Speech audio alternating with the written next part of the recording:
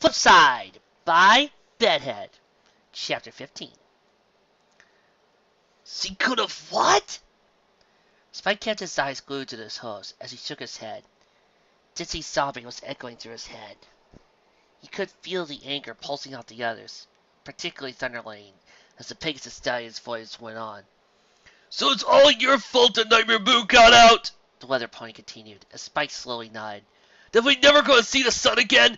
That Rubble and the others might never wake up? Spike just kept nodding. Ditsie's wailing growing louder. Unicorn squeezed his eyes shut, wishing he could just disappear. That he could just simply collapse into dust and blow away, never to be seen again. Telly, which way did you say those ulcers went again? Tityrus asked. Spike's eyes flew up in shock. He could hear Hostess approaching.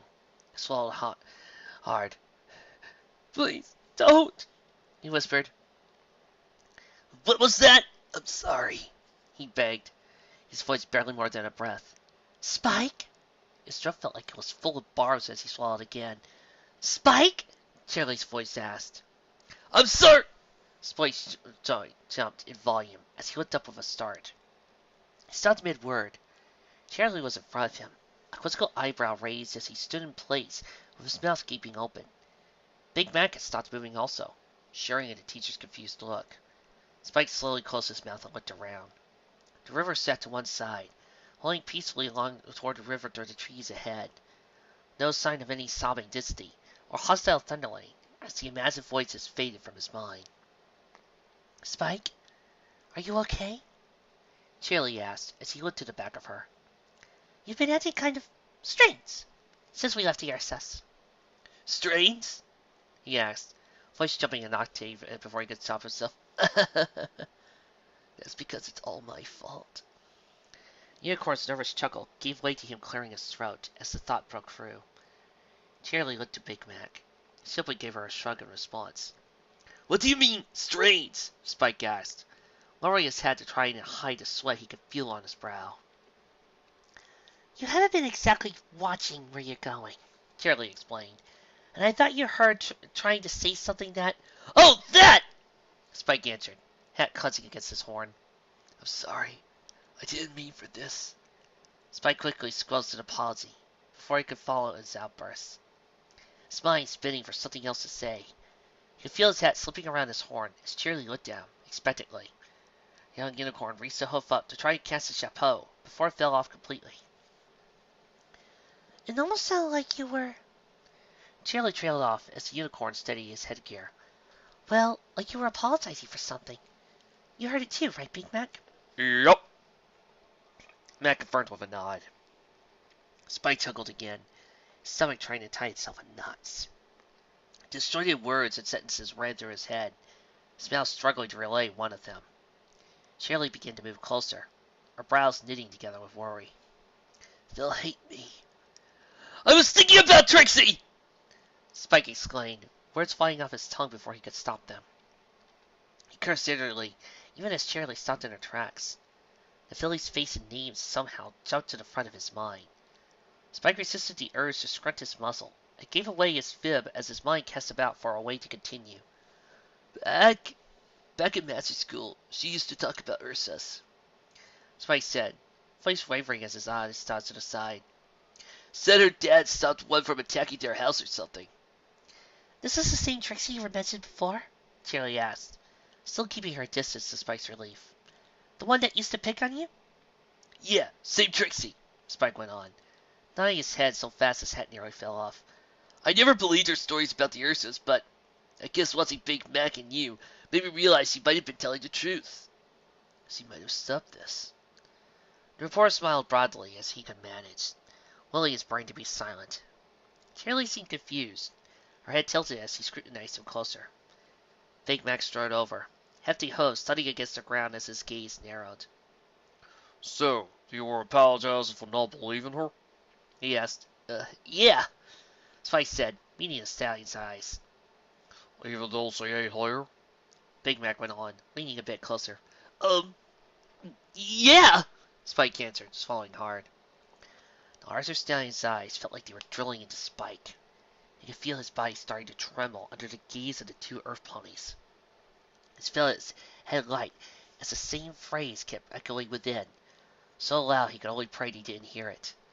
I can't tell them it's my fault. I can't tell them. I can't. Nightmare Moon's ethereal body snaked through the air, twisting in the winds overhead. She turned a slow circle to above the trio of ponies, her eyes never leaving them. She could almost taste the fear emanating from the group as her preparatory glide lured her closer. You know, this could have been easy. Nightmare Moon snarled at the trio. Two of your friends fell off a cliff. Most would have taken that as a hit!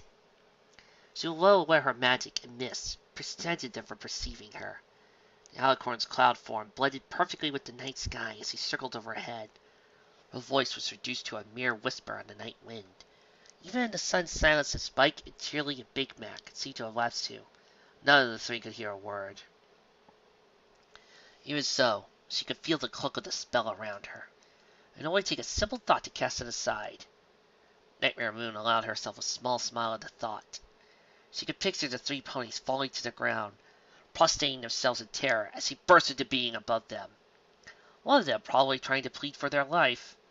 More likely the purple stallion, who was already quaking in his horseshoes. You're just normal ponies, she said, pushing the thoughts from her head. I shouldn't need my full power. This should be easy. Something prodded the back of her mind. Mayor Darkness growled as he felt the Princess of Celestia. This is wrong. Please, just leave him alone. You know better than this, Luke. Don't call me out! Nightmare Moon shouted. The three ponies below shivered in the sudden breeze. Alicorn took a deep breath, winds fading as she did. Still, her glare turned to the Sun Princess. Magic and rage began pouring through her body. Celestia's mental prodding tried to push through again. They had the chance.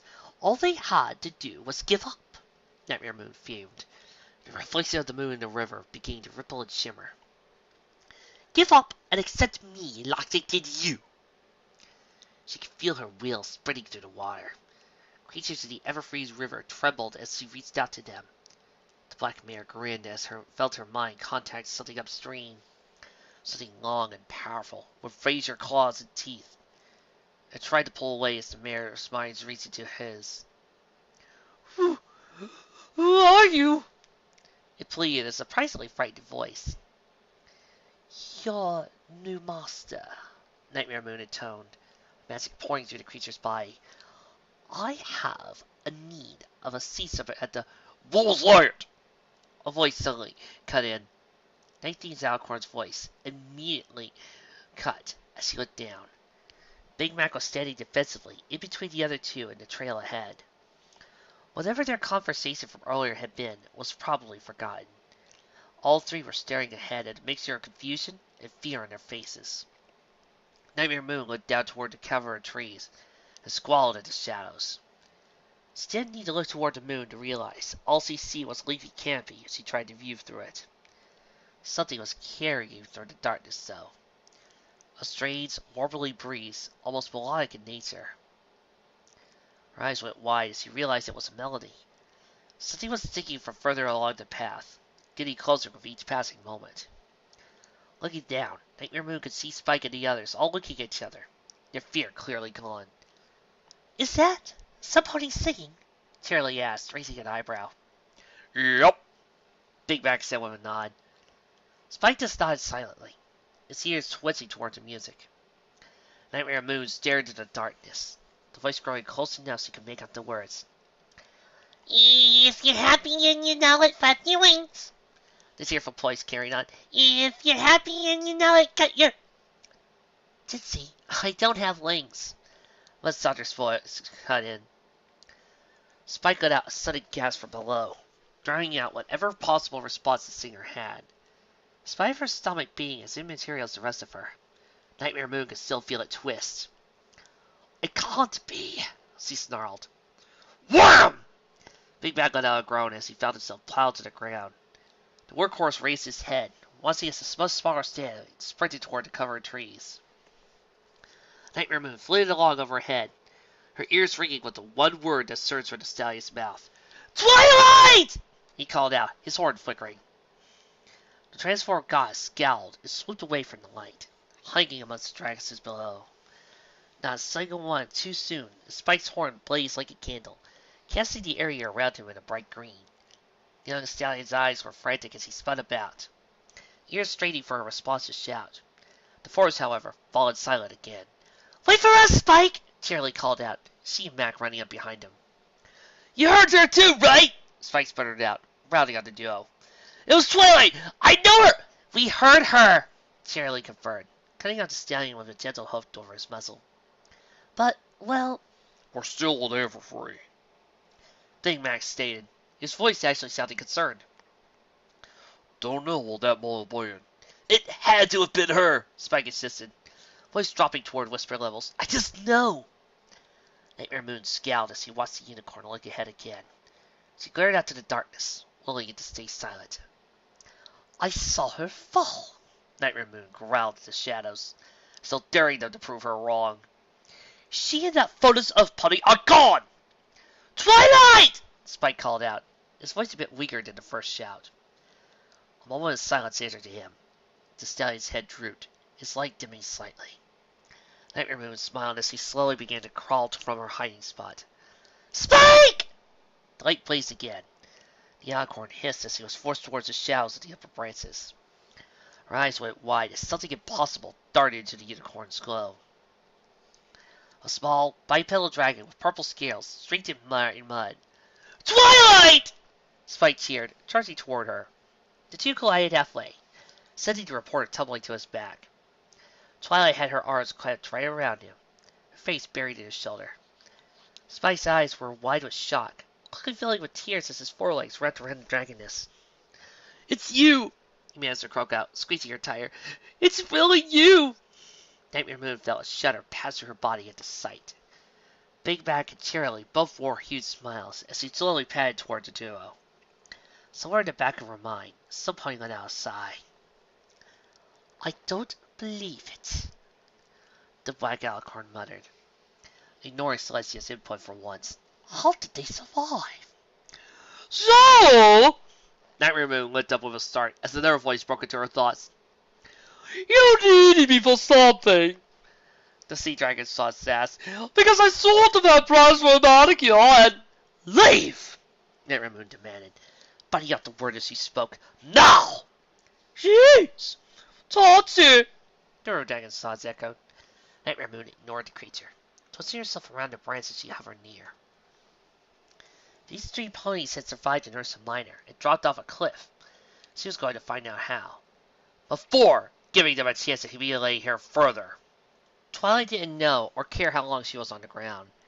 The rest of the world faded away from her. There was only a familiar, comforting green light. That and the small orb of Spike's hooves wrapped around her as she sobbed against his chest. I was so scared I wouldn't see you again," she could hear him whisper. "After you fell." His voice trailed out suddenly. Twilight's eyes snapped open as a hoof brushed over her back. She could feel the mud cake between her spines cracking, flaking away as the reporter's hose prodded against her. "You're not hurt, are you?" Spike asked, his voice suddenly frantic. "I saw those rocks! You could've—" "Spike, I'm fine," Twilight responded, lifting her head and wiping away her tears. "Thanks to Time Turner and—" Her voice stopped along her pulse. Purple eyes suddenly widened as she twisted in Spike's embrace. A sudden burst of effort. Twilight tore herself free and scurried to her feet again. Eyes started back the way she'd come from, into the darkened woods. "Twilight!" Spike gasped, rustling sound indicating him rolling back to his front. "Is something wrong?" Cheerily asked, her voice finally reminding Twilight of the teacher's presence. "It's Time Turner!" Twilight answered, spinning to the back of the three ponies. We went over the cliff, he—" "Oh, come on now. Don't let me ruin the moment." Anu's voice cut her off. "Though, if anybody wants to give me a hoof," a second one suggested. Twilight turned back in time to see three more figures striding into the light. Dizzy was in the lead, her wings flaring a bit as she let out a excited glass. "Gangs!" she cheered, leaping forward with a gleam in her eyes. Twilight heard the collective gasp from the three ponies behind her, though it wasn't clearly excited. Dragon's claws knitted together as he heard a clatter of hooves. Something purple rushed past her, towards the newcomers. "Oh my goodness!" Cheerily exclaimed, darting around Dizzy. "What happened?" Thunderlane was right behind the mail mare. staggering a bit as he carried Time Turner on his back. The Earth Pony was half covered in mud, legs still dangling from the other stallion's sides. Twilight let her eyes lower to the ground as all attention turned to the injured bureaucrat.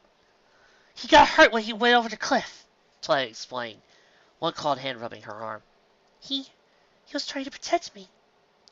Please, Twilight, don't start blaming yourself.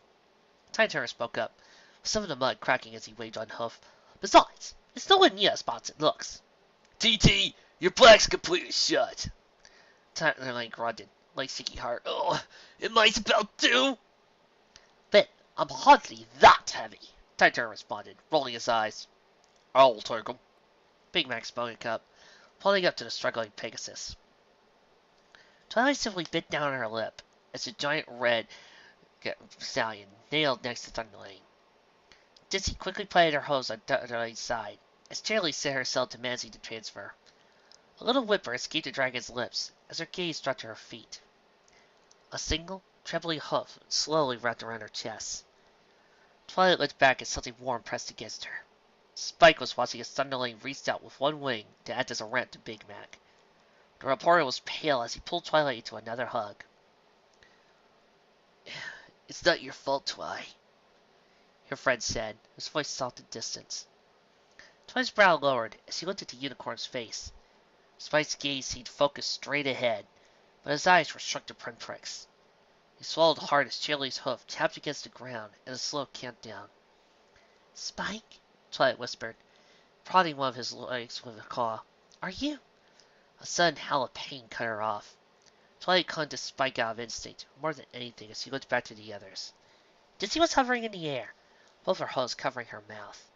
Time Turner was panting from his zoo position on Big Mac's back, legs dangling beneath him. Sorry, my bad, Ditsy apologized as he slowly lowered to the ground.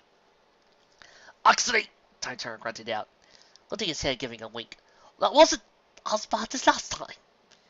Ditsy just gave an embarrassed chuckle, her cheeks flushing a bit. Twilight saw Thunderlane hobbled aside, his wings snapping open shut as he heaved out an exhausted sigh. Charlie's gaze was looking over the others, muzzle scratched a bit. Seems we've all been through quite a bit, she commented, one hoof tapping against the ground. Maybe some ponies should take a moment to catch their breaths? What about the elements? Thunderlane protested, wincing a bit as he unfurled his wings again. We still need a quick breather might prove prudent. Time Turner interrupted, quickly raising one leg. We can take the time to counsel one another up about what happened. Show hooves. One of Spike's legs lifted from around Twilight, joining Time Turner and Charlie's. Twilight looked back at Spike, her brow wrinkled once more. The stallion was still pale, breathing in a shallow little gasp. Her caw quickly raised as well, just in time to meet Ditsy's. All right, fine, Thunderlane said, turning in place twice before lowering to the ground. I'm afraid I don't have much to tell. Following the river wasn't exactly hard. You're fine, I got tangled in, Ditsy spoke up with a light giggle. That was kind of funny. As the others got comfortable, Spike simply dropped to the same position right where he stood. Twilight bit down on her lip as she leaned back against him. She could feel his heart racing through his coat, claws gently patted against his leg. There was no response from the unicorn as the recounts of Ditsy and Thunderlane's river travel began. Time and sound were blurring around Spike. Could see the others talking, something about what had happened since they had been split up. Her voice was muffled, however, as his own thoughts began to buzz again. It's my fault. Spike tried to will the thought away and focus on the others. Thunderlane was the closest, trying to straighten out his feathers as Ditsy chuckled about something. The biggest stallion snorted a bit through his injured nose, wincing as he prodded with his hoof. The reporter looked away with an inkly pained wince. I did that. Ditsy had one hoof over her mouth as Shirley spoke. Spike couldn't make out the words, but it wasn't hard to guess. The teacher must have been talking about the Earth that they had met. As he spoke, Spike couldn't help but notice how the two mares were leaning against each other. How Ditsy's wings were slightly slumped from exhaustion. They're trying so hard. Spike tore his eyes from the females and found the last two. Even Big Mac seemed to be sporting a few dark bruises through his coat. Just how he tussled with a bear the size of a house and only walked away with those was a mystery. Time Turner was sprawled across the giant Earth Pony's back like a sack of potatoes, He seemed to be laughing as Cheerily reads the end of her story. Turner started to turn. His blue eyes seemed to sparkle a bit. Didn't stop Spike from wondering how badly the Equestria stallion's back was hurt. Didn't stop the lump from forming in Spike's throat as he squeezed his eyes shut. They're hurt because of me. Spike, what's wrong? A worried voice suddenly broke into his thoughts. Spike went down to the dragon in front of him. Twilight pressed a claw to his forehead, eyes flooding with concern. Nothing compared to what was filling Spike. His mind was suddenly awash with the last time he had seen the dragon. The terror on her face as he dangled from the crypt. Her scream somehow rising over the rocks, falling after her. She's been in so much danger. Are you feeling okay, Spike? dzeta's voice chimed in. You really do look so sick. Spike's eyes slowly moved over to 5 ponies again. The only 5 that had listened to them in the hospital. The ones that had saved him in Twilight so many times already. They'll hate me. But they deserve to know. Okay, Spike lied, gently pushing Twilight's claw away. It's just, I... He swallowed hard as he felt the stares of the others on him. You guys, do you remember what gave us this idea? Spike managed to force out. To search the Everfree Forest? The others extended his glances. Thunderlane let out a confused feather. He preened for the wing and gave a nod. Yeah, it was your quill we copied down, the Weather Pony answered. The whole no armies, no champion, no elements line. Is that what's been bothering you, Spike? Charlie asked, raising an eyebrow. Kinda, Spike admitted, looking at his own shuffly hooves. I figured something out. His voice stopped again as he tried to take a breath. Spike could feel tears starting to form as Twilight leaned closer. The unicorn put a hoof over her head and brushed down the soft spines, sniffling a bit as he did so. Men, don't keep us in suspense, Tyter spoke up. Any insight is good insight, right? A deep breath managed to work its way into Spike's lungs as he raised his head. There was this filly back in grade school, he said, willing the tears back. A really super powerful filly. Spike paused, feeling the other's heads closer. Twilight was staring at him in confusion. He was one foreleg around her. She said nothing, only gasped a bit as the reporter pulled her to her hug. How powerful are we talking? Big Mac asked. And what does this have to do with anything? Thunderlane wondered, his wings flicking out in confusion. She was powerful enough to hatch a dragon egg for her entrance exam, Spike explained, squeezing Twilight closer as he felt her limbs tense up between his limbs. Powerful enough that she was Princess Celestia's personal student. The reporter could taste the silence in the air as his words sunk in. Twilight's claws were digging into his foreleg as he counted off the seconds. He could see the dragon's lavender scales paling. The realization already hit her.